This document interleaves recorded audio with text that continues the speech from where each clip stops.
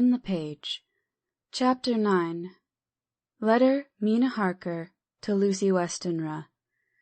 Budapest, 24 August. My dearest Lucy, I know you will be anxious to hear all that has happened since we parted at the railway station at Whitby. Well, my dear, I got to Hull all right, and caught the boat to Hamburg, and then the train on here. I feel that I can hardly recall anything of the journey except that I knew I was coming to Jonathan, and that as I should have to do some nursing, I had better get all the sleep I could.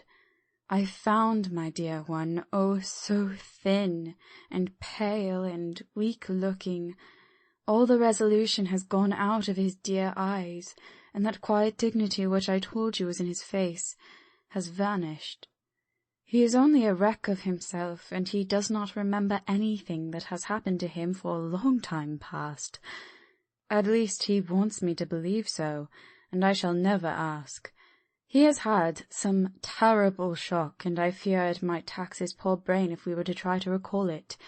Sister Agatha, who is a good creature and a born nurse, tells me that he raved of dreadful things whilst he was off his head.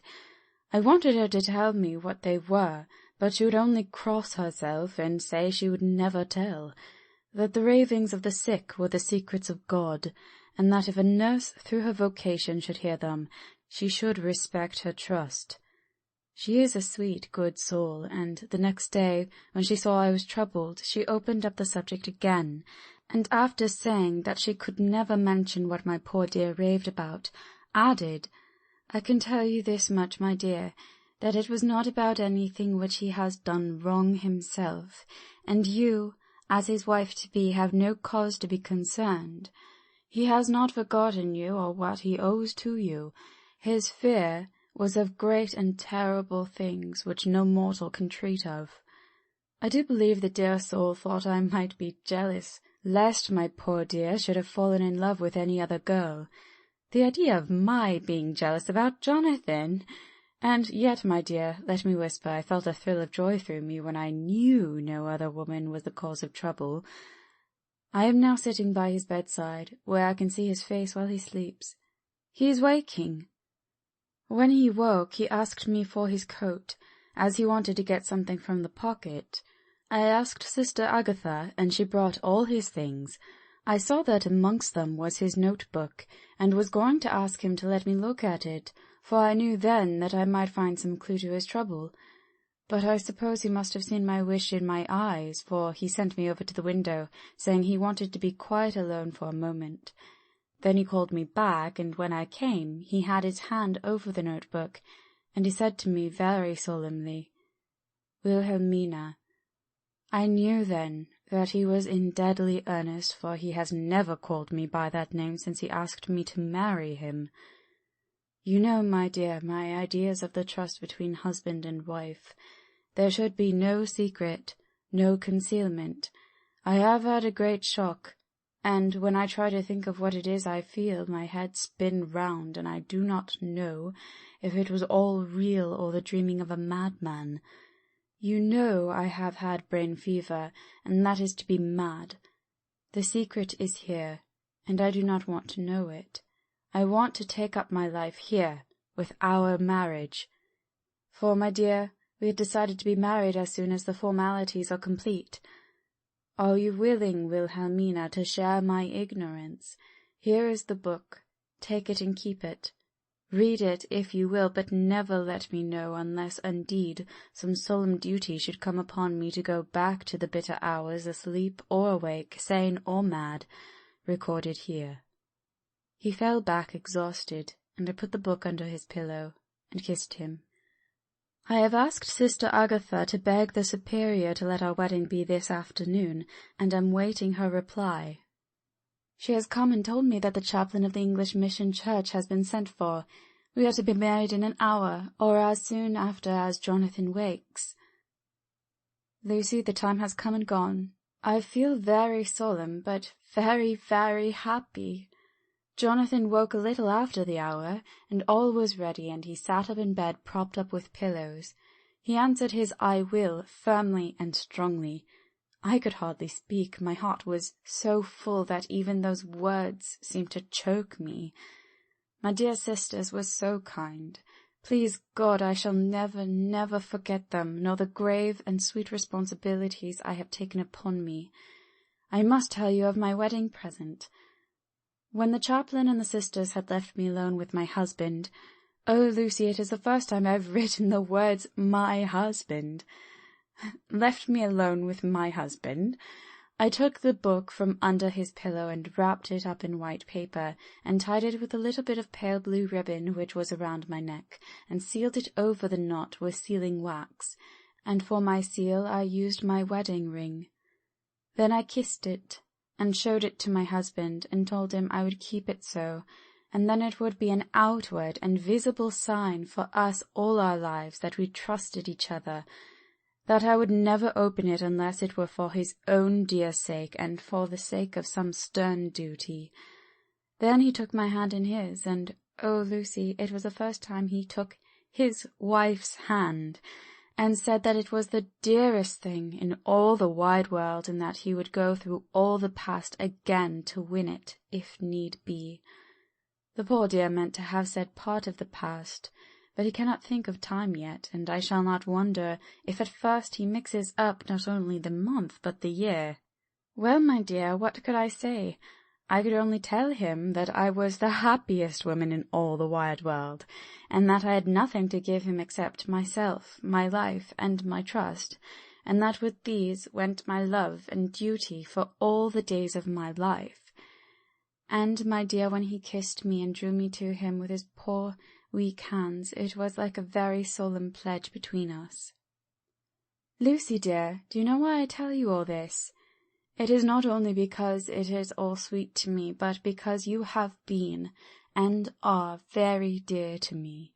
It was my privilege to be your friend and guide when you came from the schoolroom to prepare for the world of life. I want you to see now, with the eyes of a very happy wife, whither duty has led me, so that in your own married life you too may be all happy as I am. My dear, please Almighty God, your life may be all it promises. A long day of sunshine with no harsh wind, no forgetting duty, no distrust. I must not wish you no pain, for that can never be, but I do hope you will be always as happy as I am now. Goodbye, my dear. I shall post this at once, and perhaps write you very soon again. I must stop, for Jonathan is waking. I must attend to my husband. Your ever-loving Mina Harker. Letter, Lucy Westenra to Mina Harker. Whitby, 30 August. My dearest Mina, oceans of love and millions of kisses, and may you soon be in your own home with your husband. I wish you could be coming home soon enough to stay with us here. The strong air would soon restore Jonathan. It has quite restored me. I have an appetite like a cormorant, am full of life, and sleep well. You will be glad to know that I have quite given up walking in my sleep. I think I have not stirred out of my bed for a week. That is, once I got into it at night. Arthur says I am getting fat. By the way, I forgot to tell you that Arthur is here. We have such walks and drives and rides and rowing and tennis and fishing together, and I love him more than ever. He tells me that he loves me more, but I doubt that, for at first he told me that he couldn't love me more than he did just then. But this is nonsense. There he is, calling to me, so no more just at present from your loving Lucy. P.S. Mother sends her love. She seems better, poor dear. P.P.S. We are to be married on 28 September. Dr. Sewards Diary. 20 August. The case of Renfield grows even more interesting. He has now so far quieted that there are spells of cessation from his passion.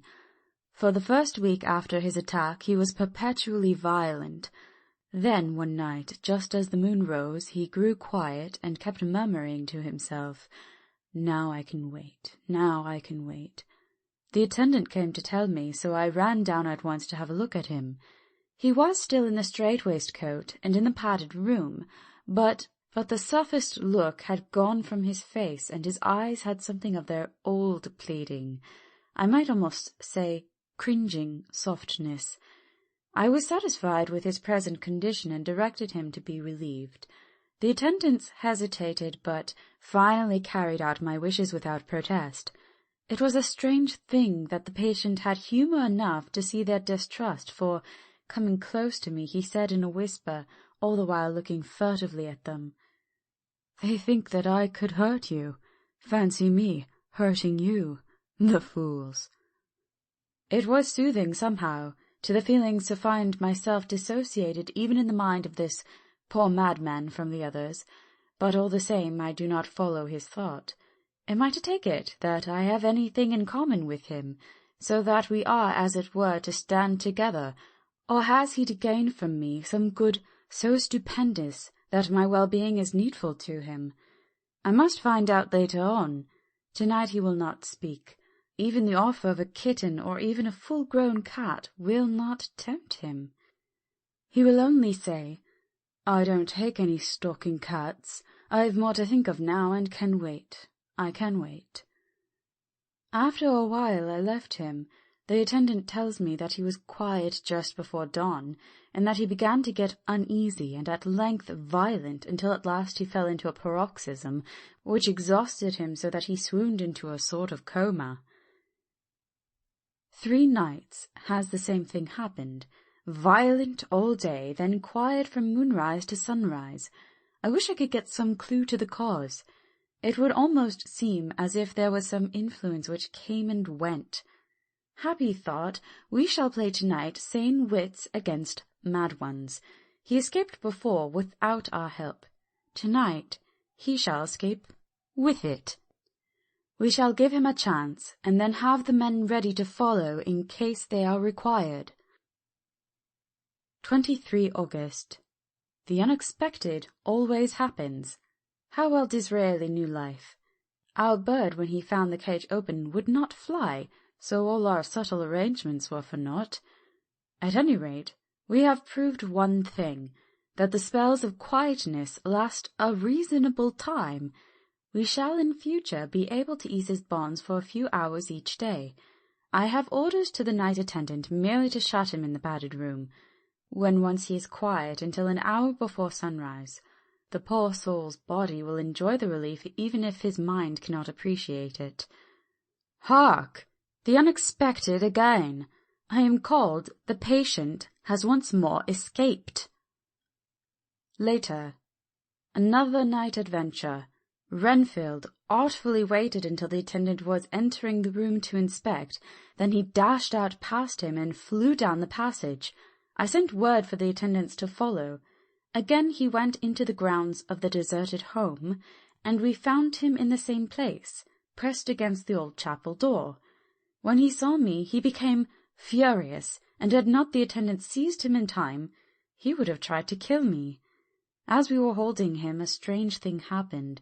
He suddenly redoubled his efforts, and then as suddenly grew calm. I looked round instinctively, but could see nothing. Then I caught the patient's eye and followed it, but could trace nothing as it looked into the moonlit sky except a big bat which was flapping its silent and ghostly way to the west.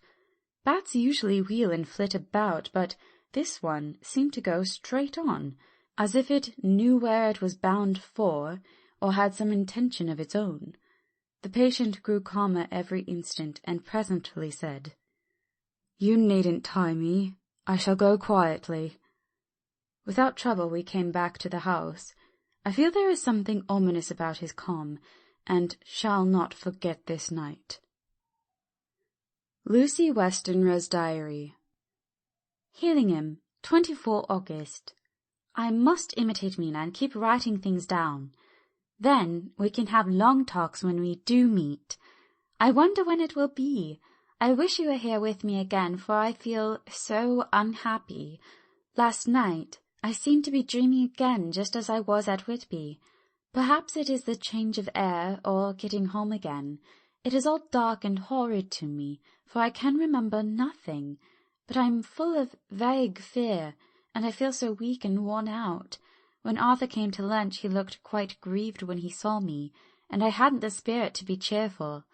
I wonder if I could sleep in Mother's room tonight. I shall make an excuse and try. 25th August. Another bad night. Mother did not seem to take my proposal. She seems not too well herself, and doubtless she fears to worry me. I tried to keep awake and succeeded for a while, but when the clock struck 12 it waked me from a doze, so I must have been falling asleep. There was a sort of scratching or flapping at the window, but I did not mind it, and as I remember no more, I suppose I must then have fallen asleep. More bad dreams. I wish I could remember them. This morning I am horribly weak. My face is ghastly pale, and my throat pains me. It must be something wrong with my lungs, for I don't seem ever to get air enough. I shall try to cheer up when Arthur comes, or else I know he will be miserable to see me so. Letter. Arthur Holmwood to Dr. Seward. Albemarle Hotel, 31 August. My dear Jack, I want you to do me a favour. Lucy is ill. That is, she has no special disease, but she looks awful, and is getting worse every day. I have asked her if there is any cause. I do not dare to ask her mother, for to disturb the poor lady's mind about her daughter in a present state of health would be fatal. Mrs. Westenra has confided to me that her doom is spoken, disease of the heart, though poor Lucy does not know it yet. I am sure that there is something preying on my dear girl's mind. I am almost distracted when I think of her. To look at her gives me a pang. I told her I should ask you to see her, and though she demurred at first, I know why, dear fellow, she finally consented. It will be a painful task for you, I know, old friend, but it is for her sake, and I must not hesitate to ask, or you to act. You are to come to lunch at Hillingham tomorrow, 2 o'clock, so as not to arouse any suspicion in Mrs. Westenra, and after lunch Lucy will take an opportunity of being alone with you. I shall come in for tea, and we can go away together. I am filled with anxiety, and want to consult with you alone as soon as I can, after you have seen her. Do not fail. Arthur. Telegram. Arthur Holmwood to Seward. 1st September. Am summoned to see my father, who is worse. Am writing. Write me fully by to-night's post to ring. Wire me if necessary. Letter from Dr. Seward to Arthur Holmwood. 2nd September. My dear old fellow, with regard to Miss Westenra's health, I hasten to let you know at once that in my opinion there is not any functional disturbance or any malady that I know of. At the same time, I am not by any means satisfied with her appearance. She is woefully different from what she was when I saw her last. Of course you must bear in mind that I have not had full opportunity of an examination.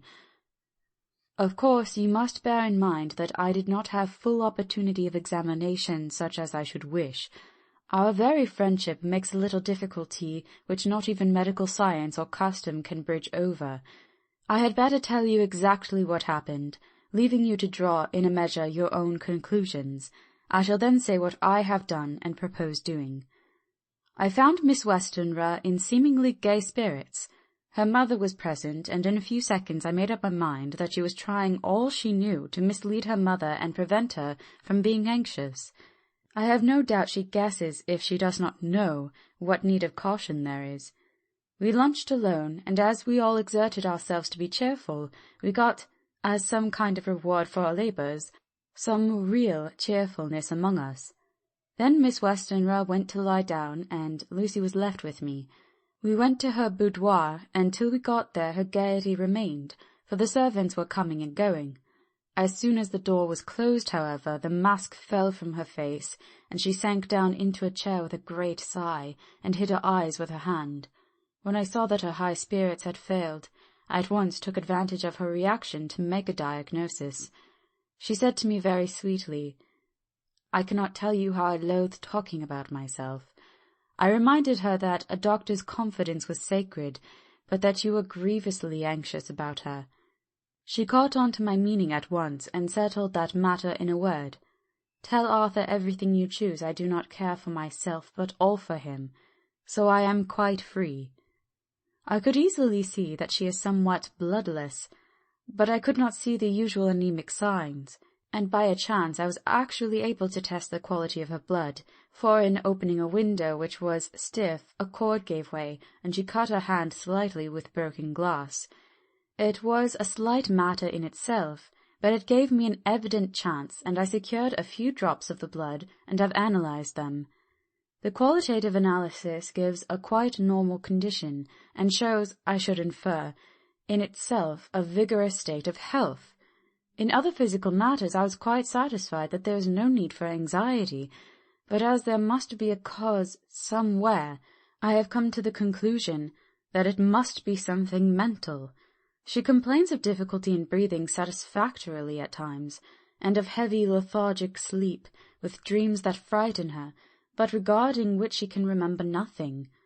She says that as a child she used to wake in her sleep, and that when in Whitby the habit came back, and that once she walked out in the night and went to East Cliff, where Miss Murray found her, but she assures me that of late the habit has not returned. I am in doubt, and so have done the best thing I know of. I have written to my old friend and master, Professor Van Helsing, of Amsterdam, who knows as much about obscure diseases as anyone in this world. I have asked him to come over, and as you told me that all things were to be at your charge, I have mentioned to him who you are and your relations to Miss Westenra. This, my dear fellow, is in obedience to your wishes, for I am only too proud and happy to do anything I can for her. Van Helsing would, I know, do anything for me for a personal reason, so, no matter on what grounds he comes, we must accept his wishes. He is a seemingly arbitrary man, but this is because he knows what he is talking about better than anyone else. He is a philosopher and a metaphysician, and one of the most advanced scientists of his day, and he has, I believe, an absolutely open mind. This, with an iron nerve, a temper of the icebrook, an indomitable resolution, self-command, and toleration exalted from virtues to blessings, and the kindliest and truest heart that beats, these form his equipment for the noble work that he is doing for mankind, both work in theory and practice, for his views are as wide as his all-embracing sympathy. I tell you these facts, that you may know why I have such confidence in him. I have asked him to come at once. I shall see Miss Westenra tomorrow again. She is to meet me at the stores, so I may not alarm her mother by too early a repetition of my call. Yours always, John Seward. Letter. Abraham Van Helsing, M.D.D., Ph.D., Literary, etc., etc., to Dr. Seward. 2 September. My good friend, when I have received your letter, I am already coming to you. By good fortune, I can leave just at once without wrong to any of those who have trusted me. Were fortune other, then it were bad for those who have trusted, for I come to my friend when he call me to aid those he holds dear. Tell your friend that when that time you suck from my wound so swiftly the poison of the gangrene from your knife that our other friend, too nervous, let slip, you did more for him when he wants my aids and you call for them than all his great fortune could do. But it is pleasure added to do for him, your friend. It is you that I come. Have then the rooms for me at the Great Eastern Hotel, so that I may be near at hand, and please to arrange that we may see the young lady not too late on tomorrow, for it is likely that I might have to return here that night. But if need be, I shall come again in 3 days, and stay longer if I must. Till then, goodbye, my friend John. Van Helsing. Letter. Dr. Seward to Honourable Arthur Holmwood. 3rd September. My dear Art, Van Helsing has come and gone, and he came on with me to Hillingham and found that, by Lucy's discretion, her mother was lunching out, so that we were alone with her. Van Helsing made a very careful examination of the patient. He is to report to me, and I shall advise you, for of course I was not present at the time. He is, I fear, much concerned, but says he must think. When I told him of our friendship and how you trust me in the matter, he said, "You must tell him all you think. Tell him what I think, if you can guess it, if you will. Nay, I am not jesting. This is no jest, but life and death, perhaps more." I asked what he meant by that, for he was very serious. This was when we had come back to town, and he was having a cup of tea before starting on his return to Amsterdam. He would not give me any further clue. You must not be angry with me, Art, because his very reticence means that all his brains are working for her good. He will speak plainly enough when the time comes, be sure. So I told him I would simply write an account of our visit, just as if I were doing a descriptive special article for the Daily Telegraph. He seemed not to notice, but remarked that the smuts in London were not quite so bad as they used to be when he was a student here. I am to get his report tomorrow, if he can possibly make it. In any case, I am to have a letter. Well, as to the visit. Lucy was more cheerful on that day I first saw her, and certainly looked better. She had lost something of the ghastly look that so upset you, and her breathing was normal.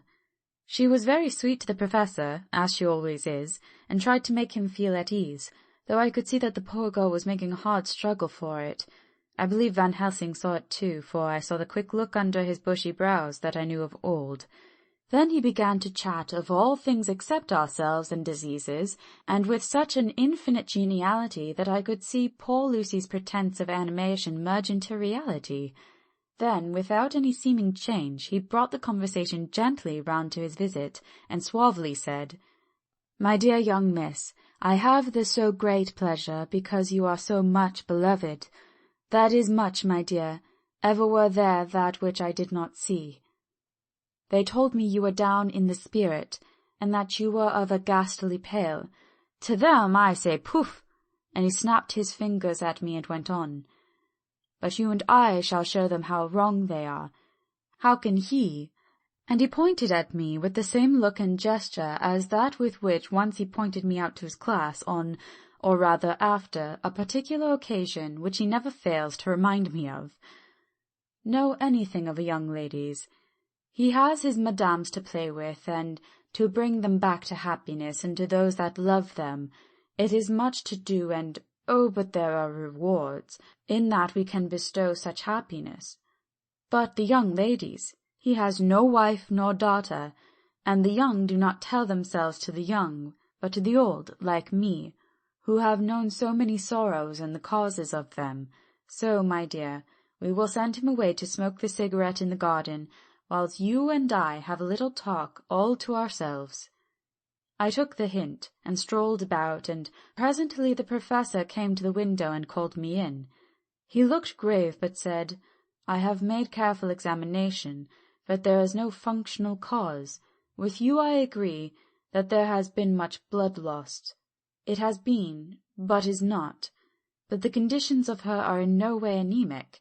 I have asked her to send me her maid, that I might ask just 1 or 2 questions, that so I may not chance to miss nothing. I know well what she will say, and yet there is cause. There is always cause for everything. I must go back home and think.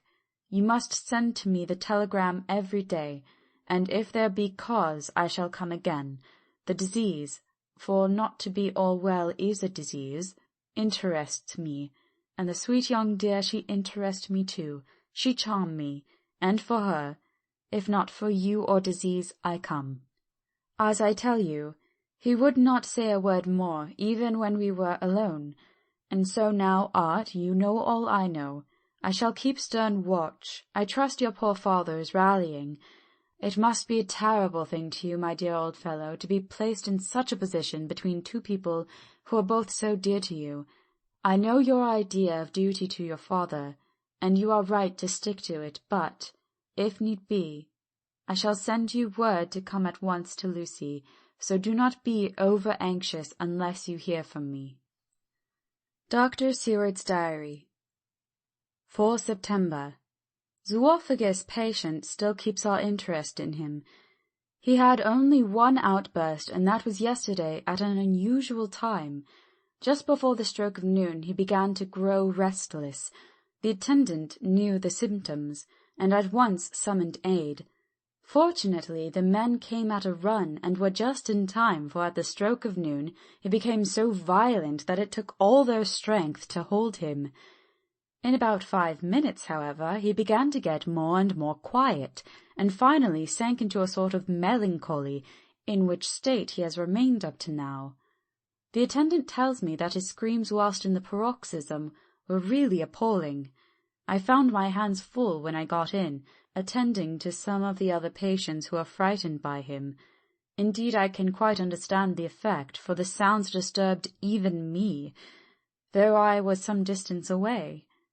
It is now after the dinner hour of the asylum, and as yet my patient sits in a corner brooding, with a dull, sullen, woe-begone look on his face, which seems rather to indicate than to show something directly.